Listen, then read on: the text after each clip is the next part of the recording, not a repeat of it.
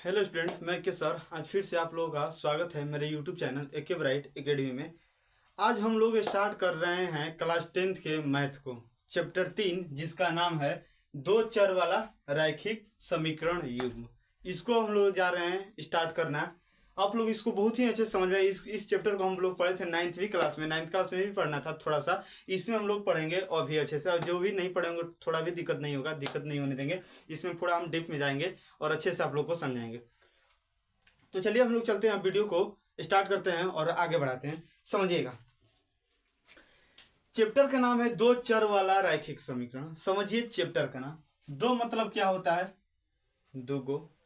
चर मतलब जिसका मान नहीं बदलता है, सॉरी, जिसका मान बदलता है क्या कहलाता है? मेरा चर कहलाता है। और रैखिक समीकरण, रैखिक कहने का मतलब जिसका, अलग कलर से हम लिख दे रहे हैं, जिसका घात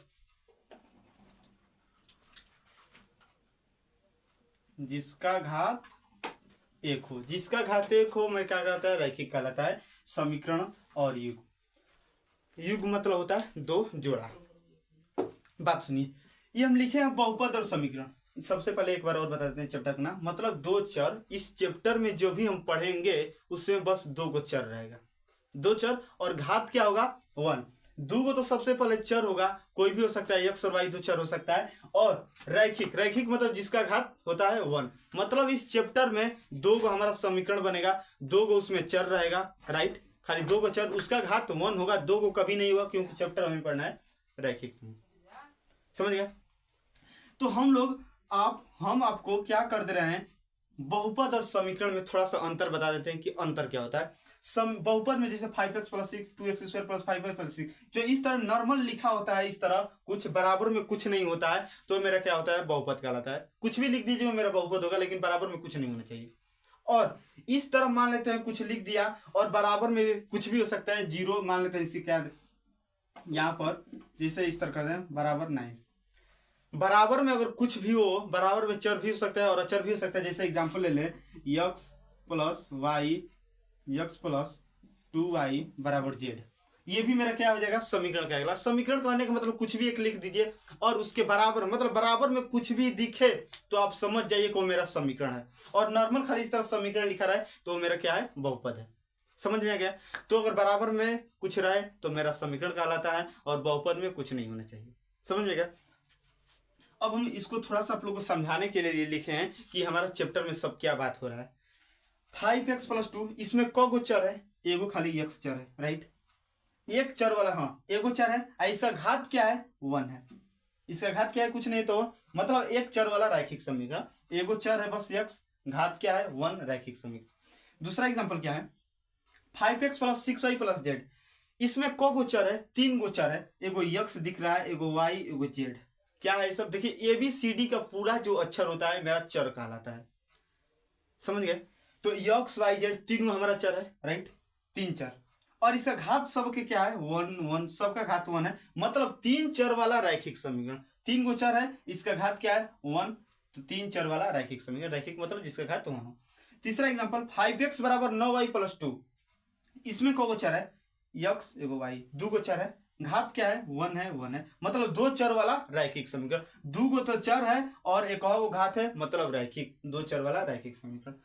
2x² + 6y + 5 = 0, इसमें क्या है? को गो चर है? एगो x, एगो y, दो गो चर है। इसका घात क्या होगा? घात 2 होगा। जिसका अधिकतम घात होता है वही हमारा घात कहलाता है। इसका घात क्या है? 2 है। मतलब दो गो चर है, दो चर वाला द्विघात समीकरण है, क्योंकि इसका घात 2 है, इसीलिए द्विघात समीकरण कहा गया है। 2x + 3y = 8, इसमें को गो चर है? दो गो है, एगो x, एगो y, तो दो गो चर होगा। घात क्या? 1 1। मतलब दो चर वाला रैखिक समीकरण। घात 1 है तो रैखिक कहेंगे। ये 2x³ + 5y² + 6z = 5, ये हमारा हो गया। इसमें को गो चर है? 1 2 3, 3 गो चर है। और घात इसका क्या होगा? 3 होगा, क्योंकि अधिकतम घात जो होता है वही हमारा घात कहलाता है। अधिकतम 3 है, तो 3 चर वाला त्रिघात समीकरण। ये मेरा 3 है, त्रिघात समीकरण, ये समीकरण।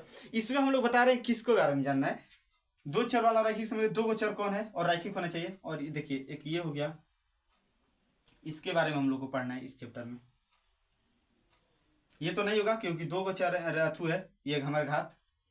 ये हो सकता है क्योंकि दो गो चर है और दो चर वाला रैखिक समीकरण, एगो घात भी है।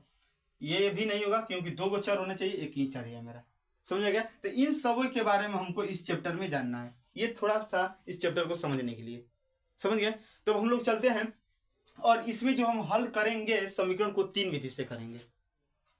किस विधि से?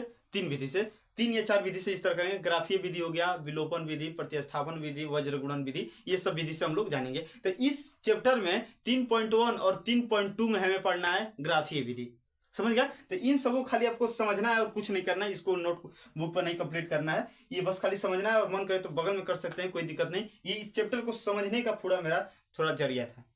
समझ गए? तो चलिए चलते हैं इस हम चैप्टर को, उदाहरण नंबर 1 को समझाते हैं। उदाहरण हम आपको बताते हैं, प्रश्नावली आप लोग अपने से भी बना सकते हैं, लेकिन पूरा क्वेश्चन हम उदाहरण और ये प्रश्न भी पूरा करवाएंगे प्रश्नावली का। समझ गए? तो चलिए चलते हैं उदाहरण नंबर 1 की ओर बढ़ते हैं। तो चलिए क्या करते हैं, उदाहरण नंबर 1 को देखते हैं। उदाहरण नंबर 1, उदाहरण नंबर 1 आप लोग भी अपने बुक में देखिए क्या लिखा हुआ है। उदाहरण नंबर 1, उदाहरण नंबर 1 लिखा है कि अखिला अपने गांव के लिए, देखिए उदाहरण नंबर 1 हमारा कह रहा है कि, तो चलिए क्या करते हैं, ये थोड़ा सा लाइट ये हो जाए, प्रॉब्लम हो जा रहा है, अब प्रॉब्लम नहीं होगा, समझिएगा। उदाहरण नंबर 1 में कहा है कि अनुच्छेद 3.1 में दिया गया उदाहरण, अनुच्छेद 3.1 में देखिए, उसी को पढ़िए। अखिला अपने गांव के एक मेले में गई, वह एक चरखी की सवारी करना चाहती थी। थोड़ा सा रुकिए, ये हम कर दे रहे हैं, लाइट आ गया।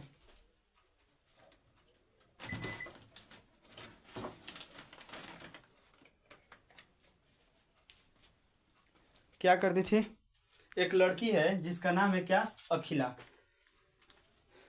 एक चरखी की सवारी करना चाहती थी। और हुपला, एक ये लड़की है जिसका नाम है क्या, जिसका नाम है हमारा अखिला, और वो क्या करना चाहती है, चरखी और हुपला खेलना चाहती है। राइट, खेलना चाहती है, खेलना चाहती थी। जितनी बार उसने हुपला खेल खेला, उससे आधी बार उसे चरखी की सवारी की। यदि प्रत्येक बार की सवारी के लिए उसे 3 रुपये तथा हुपला खेलने के लिए 4 रुपये खर्च करने पड़े, तो आप कैसे ज्ञात करेंगे कि उसमें कितनी बार चरखी की सवारी की और कितनी बार हुपला खेल खेला, जबकि उसने इसके लिए कुल 20 रुपये खर्च किए। देखिए इसको हम अच्छे से समझाते हैं। क्या है, एक लड़की है, क्या नाम है, अखिला, लड़की की क्या नाम है, अखिला, लड़की का नाम अखिला है। वो क्या खेलना चाहती है, एक क्या खेलना चाहती है, चरखी सवारी चढ़ना चाहती है, चरखी सवारी। और क्या करना चाहती है, पहला तो चरखी सवारी करना चाहती है और दूसरा हुपला। चरखी सवारी आप लोग देखे होंगे, जो मेले में एक गोल वाला जो घुमाता है वो चरखी होता है। और हुपला कहने का मतलब वो कि जो एक गोला देता है, गोला जैसा एक छड़ जैसा देता है गोला, उसको इस तरफ फेंका जाता है, जिस चीज में पड़ जाता है वो हमारा हो जाता है। बहुत सारी चीजें होती है, उसको ये करना होता है, इसको एकदम बीचों बीच पिलाना होता है, और जो पिल जाता है वो क्या करता है, मेरा हो जाता है, वही हुपला होता है। तो अखिला चरखी सवारी और हुपला खेलना चाहती है। वो क्या की कि एक बार, हाँ इसके लिए वो क्या की, रुकिए देखिए, एक बार चरखी सवारी,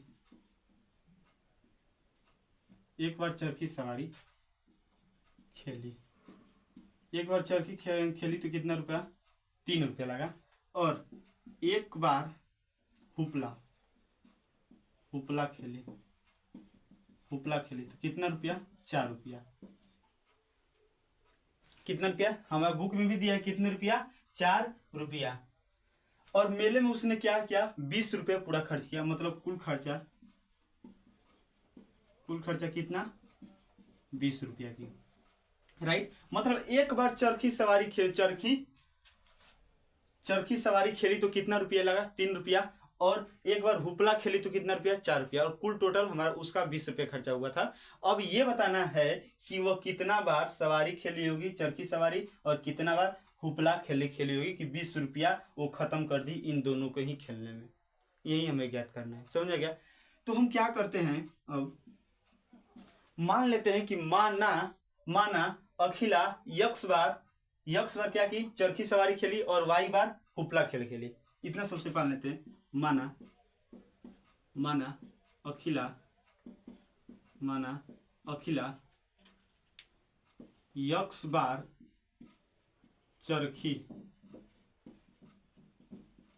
सवारी की एवं वाई बार क्या की, हुपला खेली। इतना। तो अभी आप ही बताइए कि एक बार चरखी सवारी के लिए 3 रुपया लग रहा है, तो यक्स बार खेलेगी तो कितना लगेगा, 3x रुपया लगेगा। और एक बार हुपला खेल रही है, एक बार हुपला खेल रही है तो कितना रुपया, 4 रुपया। और यहां पर हम माने कि वाई बार हुपला खेलेगी तो कितना, एक बार में उसको 4 रुपया लग रहा है, तो वाई बार में कितना लगेगा, 4 रुपया लगेगा, राइट। और सबको मिलाकर कितना रुपया खर्चा हो रहा है, 20 रुपया। समझ में आ गया, ये कितना, 20 रुपया। ये वो हमारा समीकरण फर्स्ट। जैसे एग्जांपल से बताते हैं कि यहाँ पर एक चरखी सवारी खेली, मतलब एक चरखी सवारी खेली तो कितना रुपया, एक बार खेली तो 3 रुपया लगा, राइट। एग्जांपल के लिए 2 बार खेलेगी तो कितना रुपया लगेगा, 6 रुपया लगेगा। और एक बार खेल रही है तो 3 रुपया लग रहा था, 2 बार खेलेगी तो 6 रुपया, हम लोग गुणा कर रहे हैं। उसी तरह एक बार खेल रही है तो एक बार खेल रही है तो 3 रुपया लग रहा है, तो यक्स बार खेलेगी तो गुणा कर देंगे, 3x हो जाएगा, 3x। उसी तरह 4y बराबर 0 हो गया। लिखेंगे पुनः प्रश्न से। अब क्वेश्चन हमें क्या कहा है, फिर से पढ़िए। क्वेश्चन हमें यह कहा है कि, क्वेश्चन क्या कहा है, खेलना चाहती है, ये जितनी बार उसने हुपला खेली, जितनी बार उसने हुपला खेला उससे आधी बार उसने चरखी की सवारी की। जितना बार इसने हुपला खेली, हुपला कितना बार, वाई बार खेली, तो जितनी बार वह हुपला खेली आधी बार उससे चरखी की सवारी की, आधी बार चरखी की सवारी की। जितना बार वो हुपला खेल रही है चरखी के आधी है, चरखी के आधी है। समझ में आ गया। तो इसको हम लोग क्या कर देंगे, y बराबर x/2। समझ में आ गया। इसको समीकरण 2 मान लेते हैं। तो हमें क्वेश्चन में क्या कहा था, क्वेश्चन में हमें क्या ज्ञात करना था कि इन स्थितियों को बीजगणितीय तथा ग्राफीय विधि में ज्ञात कीजिए। बीजगणितीय और ग्राफीय, बीजगणितीय हम इसको बोलते हैं, जो ये समीकरण बन गया हमारा बीजगणितीय विधि हो गया, और ग्राफीय विधि से हम लोग जानते हैं हम कैसे करते हैं। समझिएगा अच्छे से, एकदम समझिएगा कैसे क्या होता है। तो हम लोग क्या कर लेते हैं, हम समीकरण हम 9th में पढ़े थे, बस एक समीकरण से ग्राफ बनाना। क्या करते थे, यक्स के जगह पर मान रख देते थे, वाई का मान मिल जाता था, फिर यक्स का मान रखते थे, फिर वाई का मान मिलता, लगभग मतलब एक सरल रेखा प्राप्त करनी। इस समीकरण में, सॉरी इस चैप्टर में 3.1 में जो मेरा ग्राफ बनेगा सरल रेखा बनेगा। क्यों बनेगा, क्योंकि ये मेरा रैखिक समीकरण है। रैखिक समीकरण का क्या होता है, ग्राफ हमारा सरल रेखा बनता है। समझ गए। तो हम क्या लिखते हैं, इसको लिख लेते हैं सबसे पहले। अब समीकरण 1 से, समीकरण 1 मेरा क्या है, 3x + 4y बराबर 20 हो गया। तो हम लोग क्या करते थे, x का मान रखते थे, कुछ y का मान मिल जाता था। तो x का मान, मेरा मन है 0 रखने के लिए रख सकते हैं, जो भी आप लोग रख रहे हैं रख लीजिएगा। x का मान 0 रखने पर, तो 3 गुणा x के जगह पर 0 रखना है, + 4y बराबर 20। इसमें 0 हो जाएगा तो कोई हम लिख नहीं रहे हैं, 4y बराबर 20 लिख देने, तब 3 में 0 इधर जाएगा तो कुछ नहीं होगा। तो क्या हो जाएगा, y बराबर 20/4, 4 × 20। y का मान कितना आया, 5। x का मान हम 0 रखे थे, x बराबर 0, इस तरह लिख लीजिए। तब x बराबर 0 रखने पर, तो हम लोग क्या करते थे, रुकिए अभी एक बार और कर लेते हैं। हमें 2 बिंदु चाहिए होता है कि ये कौन सा बिंदु हुआ, x का मान निकल गया, y का मान। मतलब हम लोग जब भी बिंदु लिखते हैं तो x, y के रूप में लिखते हैं। तो x के जगह पर 0, y के जगह पर 5 हो गया। और एक बिंदु, मतलब एक ग्राफ बनाने के लिए हमें 2 बिंदु की आवश्यकता होती है। एगो बिंदु तो मिल गया 0,5, और दूसरा बिंदु लेते हैं और मान लेते हैं। फिर हम रख लेते हैं क्या, मेरा मन है y का मान कुछ दूसरा रखने के लिए 2 रख ले रहे हैं। आप लोग फिर जैसे x का मान रख सकते हैं, y का मान निकाल सकते हैं, कोई दिक्कत नहीं। तो हम ले रहे हैं y के मान रख रहे हैं, y बराबर 2 रखने पर, y बराबर 2 रखने पर क्या होगा, 3x+4y बराबर 20 है। 3x+4 गुण y के जगह पर 2 बराबर 20। 3x पर 4 दूना के 8 हो जाएगा 20। 3x बराबर 20 में से ये प्लस इधर है तो कितना हो जाएगा 12 हो जाएगा, घट जाएगा तो 3 चौके 12, x बराबर 4 हो गया। तो हम लोग क्या करते थे अंतिम एक डब्बा इस तरह करते थे, 9th क्लास में भी इस तरह कर देते थे। ये x था, ये y।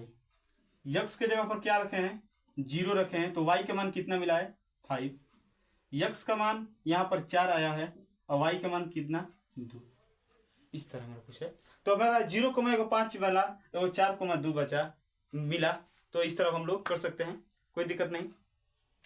तो अब हम लोग इसको क्या करते हैं, अब ग्राफ के रूप में दिखाते हैं कैसे क्या होता है, समझ आ गया। अब इसको हम लोग ग्राफ में बनाएंगे। अभी तो एगो का भी हल हुआ, फिर अभी दूसरा को भी हल करना पड़ेगा, समझ आ गया। तो सबसे पहले आप लोग इतने का स्क्रीनशॉट लीजिए, फिर हम इसको क्या करेंगे इरेज करेंगे।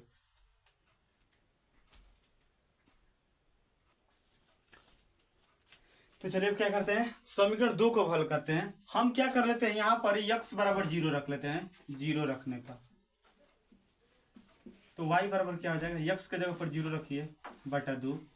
0 में किसी भी संख्या से भाग दिया जाता है तो मेरा 0, y का वैल्यू 0 हो गया, मतलब 0,0 आ गया, राइट। अब क्या करेंगे फिर से हम कुछ रख लेते हैं, क्या रख ले y का मान, जैसे हम मान लेते हैं 1 रख लेते हैं, y का मान 1 रखने पर तो y की जगह पर कुछ भी रख लीजिए, या x के भी जगह पर आप लोग कुछ भी और रख सकते हैं, कोई दिक्कत नहीं। जैसे चलिए हम आप लोग को x के जगह पर फिर से दिखा के रख देते हैं।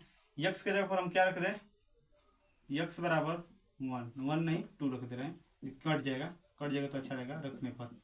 तो y बराबर x के जगह पर 2 रखना है बटा 2, 2 से 2 कट गया 1, y बराबर 1। तो यहाँ पे क्या बचा, यहाँ पर क्या बना हमें, x हो गया y हो गया। तो x के जगह पर 0 रखें तो y का मान भी 0 मिला है, x के जगह पर यहाँ पर 2 रखें तो y का मान 1 मिला है, समझ गए। ये था मेरा पहला था और ये मेरा दूसरा, समझ गए। अब चलते हैं हम लोग ग्राफ बनाते हैं कैसे क्या होता है। सबसे अधिक संख्या कितना है 5, तो हम 5 बार इसको लिख लेंगे गिनती में, समझिएगा 1 2 3 4 5 -1 -2 -3 -4 -5 इसको 1 2 3 4 5 -1 -2 -3 -4 -5 हो गया। पहला देखिए 0,5, यक्स पर तो 0 चलना है, 0 कहाँ पर चलेंगे, यहीं पर हमारा 0 होता है, 0,0 यहाँ पर होता है। 5 वाई पर 5 चलना है, वाई पर 5 यहाँ पर मेरा कुछ है, ये बिंदु क्या है 0,5। दूसरा 4,2, यक्स पर 4 चलना है, वो भी पॉजिटिव, इधर प्लस है 4, यहाँ पे 2, फिर 4 से 2 वाई एच पे चलना है यहाँ पर, राइट। मतलब यहाँ पर क्या होगा 4,2 मेरा हो जाएगा, राइट। इसको मिला दीजिए, दोनों बिंदु को मिलाइए, इस तरह कुछ मेरा समीकरण बन जाएगा। इसको हम लोग क्या करते हैं इस लाइन पर इस समीकरण को लिख लेते हैं। इस समीकरण का हमारा क्या नाम था, 3x + 4y बराबर 20 था, राइट, यही था ना, हाँ यही था। अब दूसरा देखते हैं, दूसरा 0,0 हमारा यहाँ पर है, यहीं पर हमें 0,0, 2,1, यक्स पर तो 2 चलना है और y पर 1 यहाँ पर मिला देंगे इस तरह। इसका क्या नाम था, y बराबर x बटा 2 समीकरण का नाम था, समझ आ गया। तो ये हमारा हुआ ग्राफीय विधि से। अब इसका अगर मान निकालना चाहें तो कैसे, मतलब ये कितना बार वो खेली होगी, मतलब अखिला ये हमारा चरखी वाला खेल, और हुपला कितना बार खेली होगी, जहां पर काटता है जिस बिंदु पर काट देता है वही बिंदु मेरा क्या कहलाता है आंसर होता है। तो क्या 4 हो जाएगा, 1 2 हो जाएगा, समझ में गया। तो ग्राफीय विधि से पूछा था, ग्राफीय विधि से इतना बना लिए, यही हमारा इसका आंसर होगा, हल होगा, समझ में गया। तो इस तरह कुछ हमारा बनता है, सब 9th में पढ़े हैं, एकदम बहुत ही अच्छे से आप लोग को समझ में आएगा। तो चलिए चलते हैं वो उदाहरण नंबर 2 की ओर करते हैं, स्क्रीनशॉट लीजिए। तो चलिए हम लोग क्या करते हैं उदाहरण नंबर 2 को देखते हैं। उदाहरण नंबर 2 अपने क्वेश्चन बुक में देखिएगा। उदाहरण नंबर 2 क्वेश्चन है, रोमिला एक स्टेशनरी की दुकान में गई और 9 रुपए में 2 पेंसिल और 3 रबड़ खरीदी। एक रोमिला एक लड़की है और स्टेशनरी की दुकान में गई, वो क्या खरीदी 9 रुपए में 2 गो पेंसिल खरीदी और 3 रबड़। 9 रुपये में कितना पेंसिल, 2 और 3 रबड़। उसकी सहेली सोनाली ने रोमिला के पास नई तरह की पेंसिल और रबड़ देखी और उसने भी 18 रुपए में उसी तरह की 4 पेंसिल और 6 रबड़ खरीदी। उसकी देखिए रोमिला की एक क्या है सहेली है जिसकी नाम है क्या सोनाली। सोनाली ने क्या की गई रोमिला के पास तो उन्होंने देखी कि रबड़ और ये खरीदी है तो उसने भी क्या की 18 रुपया में 4 पेंसिल और 6 रबड़ खरीदी। तो इस स्थिति को बीजगणितीय विधि तथा ग्राफीय विधि में व्यक्त कीजिए। तो बीजगणितीय विधि मतलब मेरा समीकरण बनाते हो जाएगा और ग्राफीय विधि जैसे हम उस समय बताए थे उस समय। देखिए क्या है कौन कौन सहेली है जी। एक रोमिला, रोमिला एक सहेली है, सॉरी एक लड़की है। क्या की रोमिला ने क्या खरीदी 2 पेंसिल और 3 रबड़। कितने रुपया में 9 रुपया में खरीदी, राइट। 3 पेंसिल 3 रबड़ 9 रुपया में। और सोनाली उसकी सहेली है, सोनाली ने क्या की कि 4 पेंसिल और 6 रबड़ खरीदी। कितने रुपए में 18 रुपए में। उसी तरह जैसा उसका भी था वैसे भी सोनाली का भी है। मतलब इसका सोनाली ने क्या की 4 पेंसिल 6 रबड़ खरीदी 18 रुपया में और रोमिला ने क्या की 2 पेंसिल और 3 रबड़ 9 रुपया में खरीदी। हो गया। लिखेंगे अब देखिए हम लोग क्या करेंगे यहाँ पर मान लेते हैं। देखिए 2 पेंसिल और 3 रबड़ थे। हम सबसे पहले किसी भी चीज का एगो निकालने तो हम लोग क्या करते हैं माना एक पेंसिल का मूल्य x रुपया है तथा एक है, यहां पर किस तरह कर लेते हैं, और एक रबड़ का मूल्य y रुपया है, राइट, y रुपया है। लिखेंगे अब प्रश्न से। अब बताइए दिया है 2 पेंसिल और 3 रबड़ 9 रुपया में। देखिए यहाँ पर देखिए एक पेंसिल का मूल्य x रुपया है। एगो पेंसिल x रुपया में मिल रहा है तो 2 गो पेंसिल कितना रुपया में 2x रुपया में मिल जाएगा। और एगो रबड़ y रुपया में मिल रहा है, एक रबड़ y रुपया में तो 3 गो रबड़ कितना रुपया में 3y रुपया में। इन सबको खरीदने में 9 रुपया लग रहा है बराबर 9, दोनों का प्लस, दोनों को खरीदने में 9 रुपया। जैसे एग्जांपल से एगो पेंसिल का मूल्य 2 रुपया है, एगो पेंसिल का मूल्य 2 रुपया है तो 2 गो पेंसिल का मूल्य कितना होगा 4, गुणा करके बता रहे हैं। उसी तरह एक पेंसिल का मूल्य x रुपया है तो 2 गो पेंसिल का गुणा करके 2x। एक रबड़ का मूल्य y रुपया तो 3 गो रबड़ का 3y हो गया समीकरण फर्स्ट। पुनः प्रश्न में क्या कहा है कि 4 पेंसिल और 6 रबड़ का मूल्य 18 रुपया। तो देखिए एक पेंसिल का मूल्य x रुपया, एगो पेंसिल x रुपया में मिल रहा है तो 4 गो पेंसिल 4x में मिल जाएगा, गुणा करके बता देंगे। और एक रबड़ y रुपया में मिल रहा है तो 6 गो रबड़ 6y रुपया में मिल जाएगा, प्लस कितने रुपया लग रहा है दोनों खरीदने में 18 रुपया। समीकरण 2। ये बताइए दिक्कत है। जैसे मान लेते हैं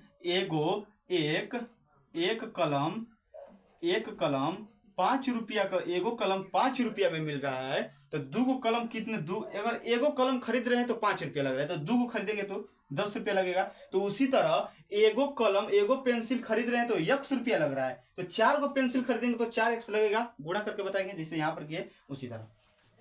समझ में आ गया। तो कुछ नहीं, पहले जैसा अभी हमारा बीजगणितीय विधि निकल गया खत्म। अब लिखेंगे हम लोग क्या, ग्राफीय विधि बनाने के लिए हमको पॉइंट चाहिए। समझ आ गया। तो लिखेंगे समीकरण 1 से। समीकरण 1 मेरा क्या है 2x प्लस 3y बराबर 9। क्या करते थे हम लोग, x का मान रखते थे, y का मान मिलता था। तो x का मान हम रख लेते हैं 0, x बराबर 0। तब क्या होगा 2 गुणा 0 प्लस 3y बराबर 9, 3y बराबर 9, क्योंकि 0 हो जाएगा तो कोई प्रॉब्लम नहीं, तिथि लिखे 9 तो y का मान 3। समझ में आ गया। तो y का मान 3 हो गया, मतलब 0,3 मेरा मिल गया, राइट। अब हम लोग क्या करते हैं और कुछ रखते हैं x के जगह पर, और हम लोग क्या रख लें बताइए। कुछ रख लें कि मतलब कट पीट कर मेरा y का मान मेरा फ्रेश मिले। x का मान बताइए आप लोग क्या रखें। x का जगह पर मान लेते हैं 3, तब क्या होगा तब x2 गुणा x के जगह पर 3 प्लस 3y बराबर 9, 3 दूना के 6 हो जाएगा, 3y बराबर 9, 3y बराबर 9 में ले 6 जाएगा तो 3 हो जाएगा, राइट। और 3 से 3 कट गया, y बराबर 1, मतलब x का मान 3 तो y का मान 1। तो इसका हम लोग डब्बा बनाना चाहें तो इस तरह हमारा कुछ बन जाएगा, राइट। x हो गया, y हो गया। तो x का मान क्या रखे थे 0, तो y का मान 3, x का मान क्या 3 रखे थे तो y का मान 1। आप लोग कहेंगे सर दो खाली बिंदु लिखा रहे हैं, 3 को भी बिंदु लिखा सकते हैं, कोई नहीं, कोई प्रॉब्लम नहीं। हम लोग 2 बिंदु से ही एक रेखा हमारा सरल रेखा बन जाता है, तो कोई उतना मतलब समय लेने की कोई जरूरत नहीं है, इतना विषय हम लोग का हो सकता है। समझ आ गया। तो एगो समीकरण का हम लोग बना लिया, अब दूसरा समीकरण को बनाएंगे। समझ आ गया।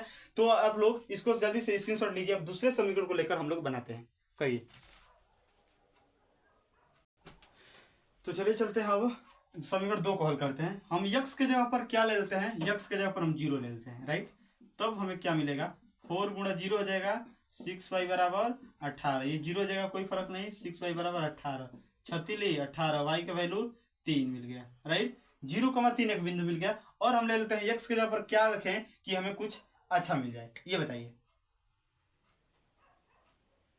तो रख सकते हैं 2 रख रहे हैं, x बराबर 2, तब 4 गुणा 2 हो जाएगा प्लस 6y बराबर 18, 4 दूना के 8 प्लस 6y बराबर 18,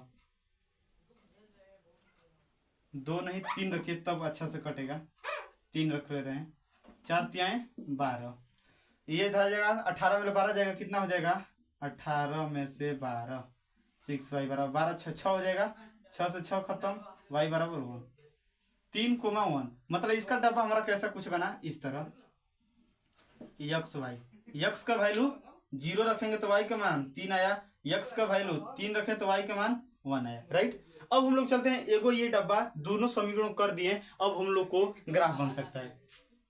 ये देखिए इस तरह कुछ होता है, सबसे अधिक क्या है इसमें 3 है, 3 तक बढ़ाते हैं, 1 2 3, -1 -2 -3, -1 -2 -3, इधर 1 2 3, 0,3 है, 0 x पर चलना है, यहाँ पर y के तब 3 प्लस की ओर यहाँ पर, मतलब ये मेरा 0,3, 3,1 x पर 3 दूरी चलना है, y पर 1 दूरी यहाँ पर, राइट। क्या है 3,1, 3,1, इसको मिला देंगे। तो इस समीकरण का क्या नाम था हमारा 2x प्लस, रुकिए बाद में लिखेंगे। फिर इसको करिए 0,3, x पर 0 चलना है, y पर 3, वहीं आ जाएगा इसी बिंदु पे। फिर 3, x के पर 3 y पर 1, इसी बिंदु आ रहा है, मतलब जो हमारा इसका लाइन बनेगा इसी पर आ रहा है। कहाँ पर आ रहा है, इसी पर आएगा। जब एक दूसरे पर आता है तो क्या बोलते हैं, संपाती। दूसरे चैप्टर में पढ़ाएंगे 3.2 या 3.3 में। तो ये दूसरा रेखा क्या है, मेरा संपाती है, क्योंकि इसको बनाए तो यही बिंदु प्राप्त हुआ, ये भी बिंदु हम लोग देख रहे हैं, तो यहीं पर ये और ये दोनों बिंदु प्राप्त हो रहा है एक ही बिंदु पर, मतलब एक दूसरे के ऊपर आते हैं, तो मेरा क्या कहलाता है, उदयन रेखा संपाती कहलाता है। समझ गए। तो ये था हमारा 2 गो उदाहरण। अब अगला उदाहरण हम लोग अगले वीडियो में सीखेंगे। तो ये था हमारा 2 चर वाला रैखिक समीकरण। तो आप लोग ये बताइएगा कि आज के क्लास मतलब फर्स्ट क्लास तीसरा चैप्टर का आप लोगों को कैसा लगा। आई होप कि आप लोगों को क्लास बहुत ही अच्छे से समझ में आया होगा, जो 9th में नहीं पढ़ेंगे उसको भी बहुत अच्छे से समझ में आया होगा। तो चलिए अब लोग चलते हैं अगले वाले वीडियो में, उदाहरण नंबर 3 के साथ मिलेंगे। अगर आप लोगों को वीडियो थोड़ा भी अच्छा लगा हो तो प्लीज़ एक लाइक कमेंट शेयर और सब्सक्राइब करते रहिएगा, ताकि हमारा आने वाला वीडियो सबसे पहले आप तक पहुँचे। तो चलिए चलते हैं हम लोग अगले वाले वीडियो में ये करते हैं, मिलते हैं उदाहरण नंबर 3 के साथ। तो वीडियो देखने के लिए आपको दिल से थैंक यू।